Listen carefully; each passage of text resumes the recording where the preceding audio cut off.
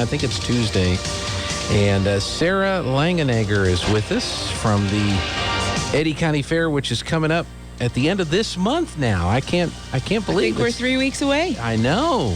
Ooh, you guys better be getting ready. Yeah. We're about to get started, get it rolling. That's right.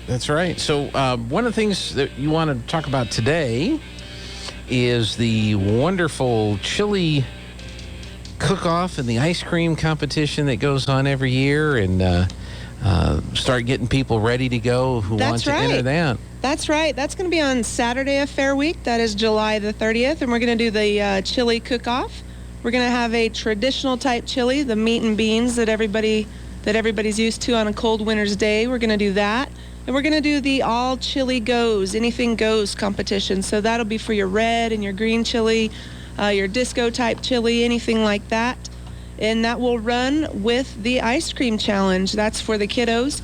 They're going to give us their best shot at some homemade ice cream. And the best part's going to be tasting all of that. That's true. Now, I have to ask you, you said traditional chili with beans. It can be with beans. It can be without beans. I know that is a hot subject on the chili. For some people, them's fighting words. That's right. You know, I'm team bean on chili, so I'm not sure where you fall in that, but... You know, I grew up in Iowa. Oh, okay. We had beans in the chili. Yes. Then I moved down here, and I get yelled at for suggesting there should be beans in the chili. I'm told that traditional, honest-to-goodness, real chili does not have beans in it. Well, beans or not, nobody's going to get yelled at that day except probably myself if somebody gets out of hand or something like that. Yeah. Ashley Segura, she's also going to be in charge that day. I don't know if you've met Ashley, but she's a fiery little thing, so she might do some yelling too. But nobody's going to yell team bean, team not bean. However you want to run that is absolutely fine with us. Okay, so if you want to have beans in the chili, put the beans in. You want to have beans, put beans. If you don't want beans, don't put beans. If you don't want meat, you're probably not going to do so hot, but you don't have to do that either if you don't want to. Well, and maybe this is in the anything goes category, but it always seems like somebody has some exotic meat that they put in their chili. Absolutely. However you want to run that. If you have some deer or some elk or something more exotic than that, you're welcome to use that. Setup is going to start at 8 a.m. on Saturday. Bring all of the things that you need to bring out there. You can decorate your space, your teams. That entry fee, that's a big entry fee of $10. So, oh my goodness. Yes, it's so we hope that it's affordable to everybody. Yeah. The ice cream challenge, there is no entry fee with that one, and that one is open to all the kiddos. So we're not doing adults on the ice cream. The adults can be for the chili. You can have teams with the kiddos. However you want to run that, we're going to ask you to set up and go ahead and enter around 8 a.m. And we'll start tasting stuff about 11:30. And the tasting is available to the public as well. We will have judges, but anybody can come out and anybody can eat this chili and taste the ice cream and just help us have a wonderful time out there at the fairgrounds and kind of help wrap up Fair Week there. That'd be great. So the $10 fee, if you're worried about that $10, you could save money by not putting beans in your chili. That's right. That's right. If you're worried about the $10 and you need to save a little money, don't just omit the beans and you'll be all right on that deal. And it is neat because the teams that come out for the chili cook-off, part of the fun of what they do is decorating their area. Yeah, so we fully encourage that and decorate your area, come in costumes, however you want to do that. That will also help in the judging. We're talking about taste, texture, everything, but the atmosphere as well is going to help with the judges' decision on that one. So whatever you want to do, you can bring out music, speakers. We're just out there to have a really good time. We ask that no alcohol, of course. We're out there on the county's property and whatever, but just come out and have a wonderful time. It's a good time for family and friends to just be out there and enjoy the fair, enjoy that last day of the fair. Now, can they register online now? So they can register online. Not online, excuse me. We need you to mail entry forms. Okay. Or you can register the morning of. Okay. And I'll give Ashley's phone number out there. Since she couldn't be here this morning, I'll put her on blast just a little bit. You need to be able to make 3 gallons of your product, whether that is the traditional chili or the all chili goes, your red or your green. And you need to provide some of the little cups and the spoons for the tasting and the sampling. Other than that, it's totally up to you guys. Like I said, canned stuff, bring whatever you need to fix that, whether you're making it on a disco, in a pot, on the fire, anything like that. Just bring your own stuff, bring your own tables, and we'll have some wonderful prizes for first, second, and third. And then we'll have a people's choice. So that's where that sampling and that tasting comes in. There will be a category for that, and some prizes with that as well. So it's just a great time, just a time for everybody to get together and kind of eat some chili, then cool off with some ice cream, and we'll continue those fair festivities and ending with the auction that evening. That's right. Now, the kid category for the ice cream, how old of the age group are we talking? So we're talking under 18. Okay. And those are teams as well. So any groups of kids that want to get together, and maybe they've got grandma's recipe of ice cream, maybe they're coming up with something of their own, maybe they have crazy add-ins, or maybe they're just going with the straight vanilla.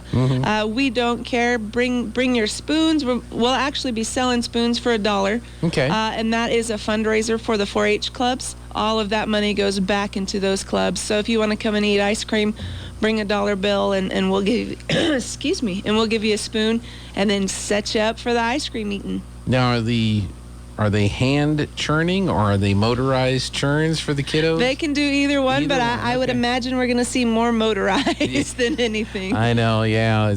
That's quite a few hours of the hand churning that we have going on there. Nobody wants to do that anymore. No, sir. So it's got to get the motorized there. So hopefully you've got plenty of power. I hope. Yeah, we should have everything set up. We'll have plenty of power to run those ice cream makers and whatever else anybody needs. Again, the ice cream challenge, there is no entry fee on that one. That one is going to come sign up about 9 o'clock or so, however long you need to make ice cream. I honestly don't know, so that will be new to me as well. And if you want to come eat some, bring yourself $1, get you a spoon, help raise some money for the kids, and eat all the ice cream that you can hold. Yeah, I think for me, making ice cream is how long does it take me to get to the store? That's me. Yep. For most people. Yes, sir, absolutely. I hope nobody does bugs in ice cream. I wouldn't be surprised, though, if there's some you never or, know with these kids. Yeah. And it's a long, hot week at fair, so you never know the little tricks that might be up to there at the end. Might be the first. No, I don't even want to. I don't even want to know. I don't even want to try. Well, that's great. And so both the chili cook-off and the ice cream competition are on Saturday. Yes. Of the fair during the afternoon. Well, we'll start or in the morning. and Yeah, then, you said in the morning. So. And then we'll start judging them around noon or so. So, yep. Okay. And then that kind of goes into the anvil toss, the rest of the festivities for the afternoon, and then the big auction there in the evening with the dinner provided by PVT. Sure. Now, one other thing I know you wanted to mention was some of the horse show activity. I think you said the yearlings, right? Yeah, so absolutely. I am involved with helping some of those kids with their yearling horses, with their horses in general. We want to encourage the public to come out on Wednesday. That's kind of one of the newer shows that's been added to the fair is the Prospect Yearling class. Okay. So what is a prospect? I'm going to play ignorance here. What is a Prospect Yearling? So a Prospect Yearling, that's going to be a yearling horse. So a horse that's about a year of age, can be slightly over. Usually their birthdays are going to fall in the spring. And that is a horse that you're going to take and be able to use later on. Something that's really good looking, really good-minded, shows a lot of athletic ability and qualities. And they're going to be judged by that judge on their conformation, their ability to get through an in-hand trail, their movement in lunging, and just their overall attitude. You know, what kind of horse is this going to make eventually? Is this going to make a great using horse or a horse that we can go on down the road with? Not necessarily the best looking horse may not win. It's kind of a combined scoring of all those attributes. So that's a really, really neat show.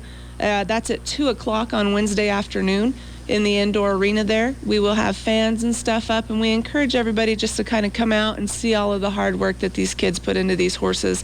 It's kind of a different species than some of the other stuff. You really have to spend a lot of time getting this animal's trust, and it's just really impressive because we've got kids basically out there with a bunch of 700-pound toddlers. So and they do a fabulous job. So it really is a very impressive little show. Yeah, because again, I don't know anything about horses. Yes. Most people's knowledge is sometimes when the Kentucky Derby and they get the name of a horse. Right. So how old are the horses that run in races like that? So in the Derby, those are 3-year-olds. 3-year-olds, okay. So those are 3-year-olds. This horse deal, they're going to be yearlings, so they're 1-year-olds. We basically have a little kindergarten class running around out there, and a bunch of our youth are exhibiting them. Okay. And it's just a really neat class, especially if you're not, from the horse persuasion and you're not super used to them. Obviously, horses are very pretty and majestic, and people just tend to love them. But it is really, really cool to see all the hard work that these kids put in. And that is on Wednesday. There is a horse show Wednesday morning. That starts at 8. But the Prospect Yearling class, that will be at 2 p.m. And that is an animal that is that goes through the sale. So Grand and Reserve of that class will sell at our sale on Saturday. Now, I know what happens to the pigs, and I know what happens to the goats, and I know what happens to the rabbits. What happens to the horses? Well, luckily the horse is a non-terminal animal, that's what I much thought. like the dairy heifers. So they're not getting on any Packer trucks at the end of the fair. Yes. So if somebody buys that animal at the sale, and that buyer wants to take that animal home and use that animal later on in its life, go through training and do that, they can. There is a buyer pool that I run. If the buyer pool gets the animal, we'll give that back to the exhibitor and let that animal continue its life with that kiddo. Wow. So it just kind of all depends. And then horses go on to do different things. Some work on ranches, some work on Absolutely. farms, And that's kind of what the Prospect deal that we're shooting for here. These horses, they'll go on to do something. They'll have a job in their life, whether that's on the ranch, whether that's a horse being shown, roped off of, barrel racing, or just a very nice pleasure horse for just trail riding or general use later in life. Yeah. So those horses, they do have a long future, and that's what we're trying to really get these kids' mind wrapped around. Is we're not having an animal here in the here and now. We're making a good citizen out of this animal, and something that's going to have a great life because of the foundation that these kids put on it here in their impressionable first year. How long do horses generally live? Someone has a horse, how long do they? Horses will live up into their 20s pretty easily. Okay. With proper care and everything. So they do have a long, full life, mid-20s or something. That's not unheard of. So yeah. So did you have horses growing up? Yes. You yes. Did? You still have horses now? Still have horses now. Yeah. So what introduced you to horses? How did you get started? My mom introduced us to horses. We've had horses as long as I can remember. Growing up, we did gymkhanas and play days, rodeos, that types of things, and we've just always had them and always been drawn to them. They are a very, very neat animal, and it is exciting for me to help some of these kids that may not have that chance otherwise, to introduce them to the horse and kind of get them started. Some kids, this will be their, a one and done type of deal. The horse might be a little much for them or what have you. And some kids, this is just a lifetime.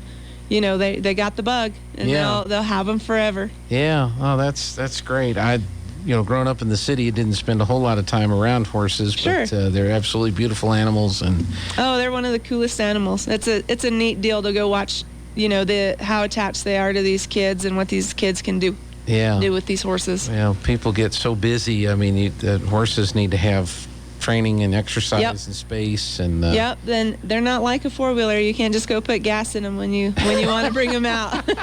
Well, it's a different kind of fuel. It is, but a different kind of gas.